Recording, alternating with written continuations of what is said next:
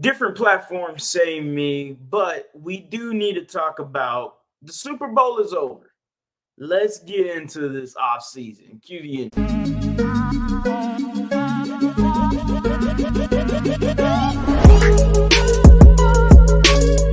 What's going on, everybody? Welcome back to a brand new episode of The Lead. Your host, as always, Harley Dugan. Like I said in the intro, the Super Bowl is over. And I don't know about y'all, but I am stupid ready to talk about the Houston Texans. And yes, the smoke detectors are still ticking, if anybody knows me.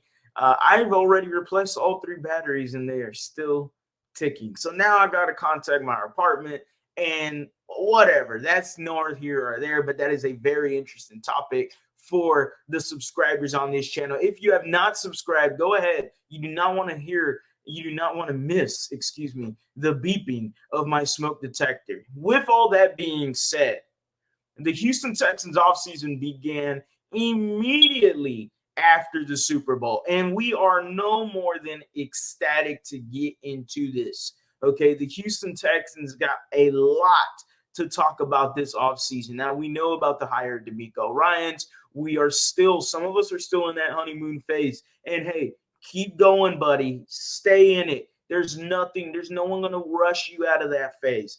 I am ensuring that this hire is not clouding the unrealistic expectations I might have now added onto the Houston Texans. I love DeMeco that much, and I still believe that this team is capable of winning 7 to 9 games, and they haven't even added a single player onto this team yet. But I am excited as much as every Texans fan should be. Let's get into some of this offseason talk. Now, we finally know what they should be looking at in terms of free agents because we now know the offensive coordinator. His name is Bobby Slowick. If anybody wants to check out more on him, I did a video on him just yesterday and a few days ago as well, if he was going to get hired. So we all know who he is. Pro Football Focus guy, worked with the Washington, then named the Redskins way back when, worked with Kyle Shanahan throughout his whole career, essentially. He knows the Kubiak-Shanahan system in and out, okay? And that is what is exciting for me in terms of free agency. And when we talk free agents, the number one thing on the board has to be center. Center has got to be the number one thing. I get people want to talk about defensive line as well, interior play. I get it. It starts with the trenches, and defensive line interior will be number two, okay? But center is where it has to start because with center, it basically controls what Bobby Slowick wants to do, what Kubiak Shanahan wanted to do in terms of the West Coast zone running scheme. It starts with a center, right? Garrett Bradbury is one of the top centers out there. He's 25 years old. He's from the Minnesota Vikings. You've heard other Texans content creators talk ad nauseum about Garrett Bradbury. We've mentioned a Bradley Bozeman with Ruben and Mr. 713 on his channel many, many times as well, too. You have options out there.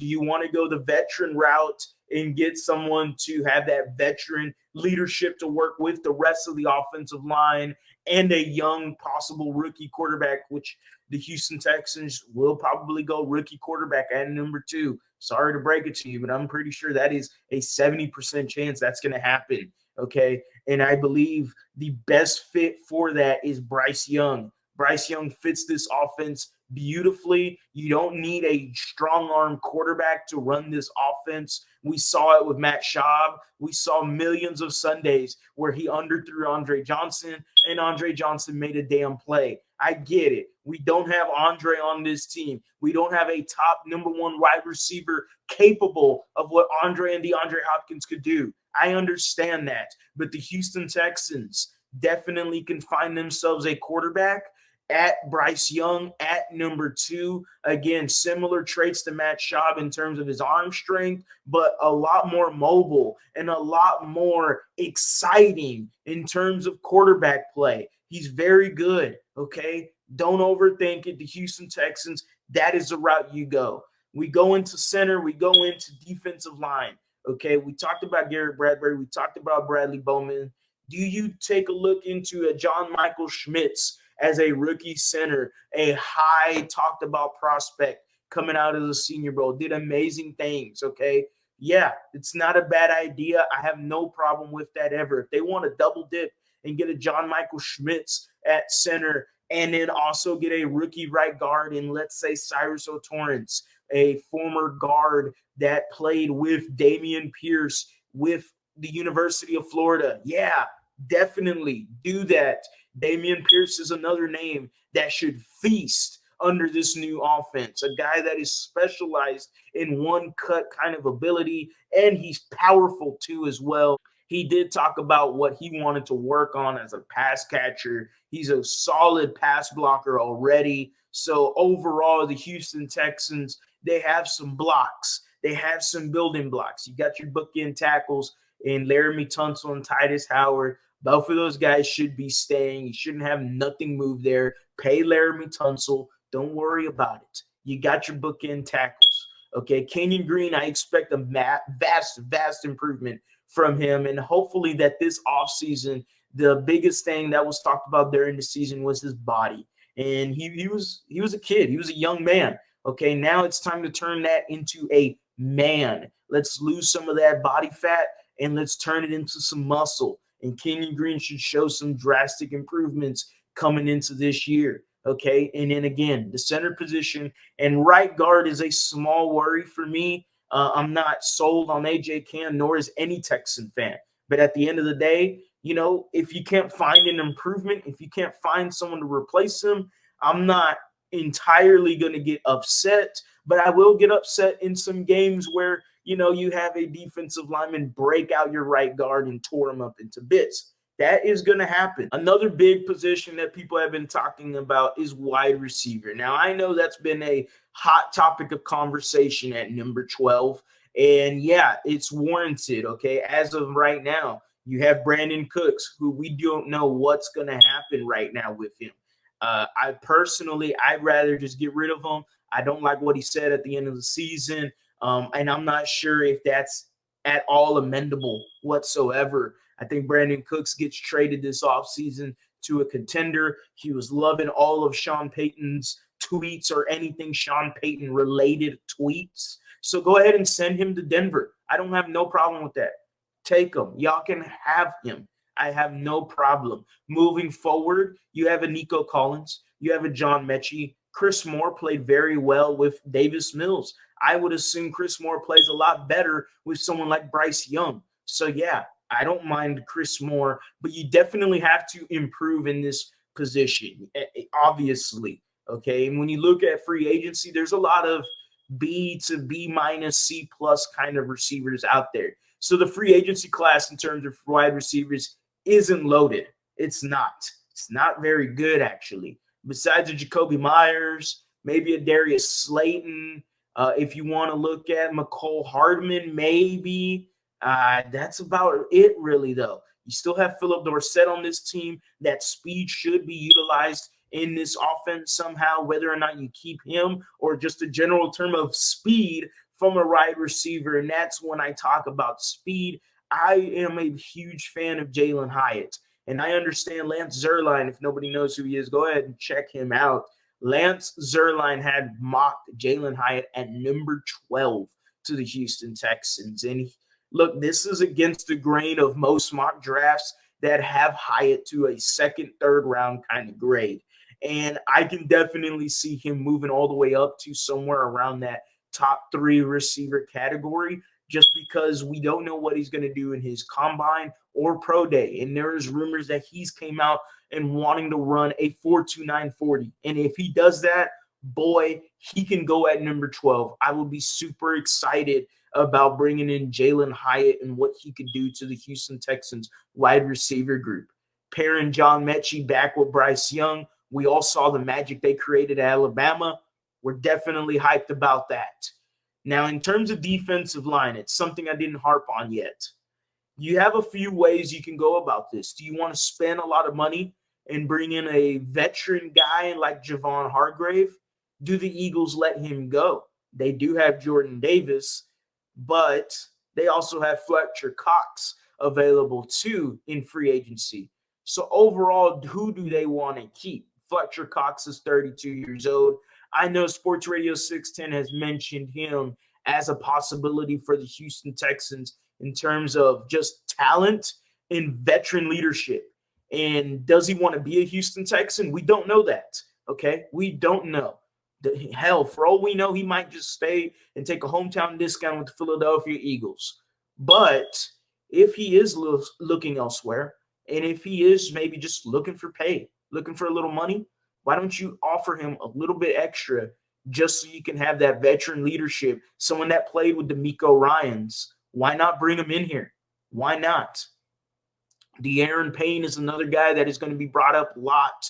De'Aaron Payne is a top defensive tackle coming out into free agency. Another guy out of Alabama. And man, he is tremendous. He is a unit. And he tore up Kenyon Green in that Commanders-Texans game. It was not pretty. But I will say this. The Houston Texans signing De'Aaron Payne definitely changes a lot of things in terms of your interior defensive line. And you put a stamp into automatically fixing it with that signing. But you also have linebacker. And you've got to look at linebackers as well. There's an influx of San Francisco former DeMeco Ryans guys that are going to be free agents. We saw Jimmy Ward already come out and kind of drop the eyeball emoji a few weeks ago when the hire happened on Instagram. But in terms of linebacker, why not take a look at Azeez Al-Sair? And I know I butchered that name. But DeMeco Ryans, as we saw in a few mic'd up moments in a few YouTube videos, actually, that I was looking through, he mentioned his name a lot.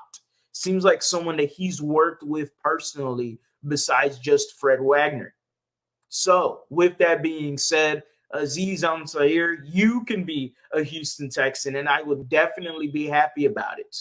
They could also obviously have to attack the linebacker position in terms of the draft as well. You need a lot of youth and you need a lot of talent. And that is something the Houston Texans don't have as of right now.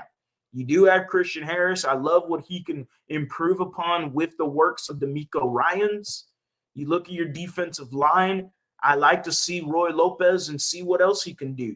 I'm not saying give him the majority of the starts, but if you temper it to where he's only playing 30% of the starts, 20% of these starts, I'm more than happy to see him out there. Kurt Hinish, buddy, if you make the team, credit to you.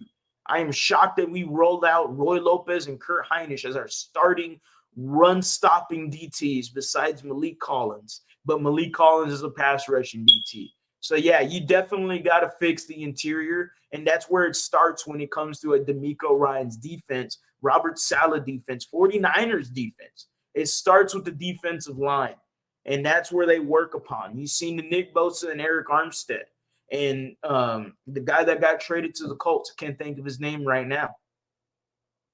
With all that being said, the Houston Texans have a huge offseason to move forward. There's a lot of positives. And the honeymoon phase should be over by now. But let me tell you right now, we still got a few in the air. We still got that alcohol breath in us. But it's time to move on. It's time to move forward. The Texans offseason begins right now. And we are on the road. We're 0-0. And this is the road to becoming the next AFC South Division champs. And I think the Houston Texans have that opportunity to take that. I think they do. I really do. And it's going to take a good offseason to get there. But I think they can do that. Is it a stretch? Sure. It's DeMeco Ryans goggles on for me right now. But damn it, I'm excited. And there's not many times you get to be excited as a Texans fan. As always, guys, go Astros, go Rockets, go Texans. Yeah, have a blessed day.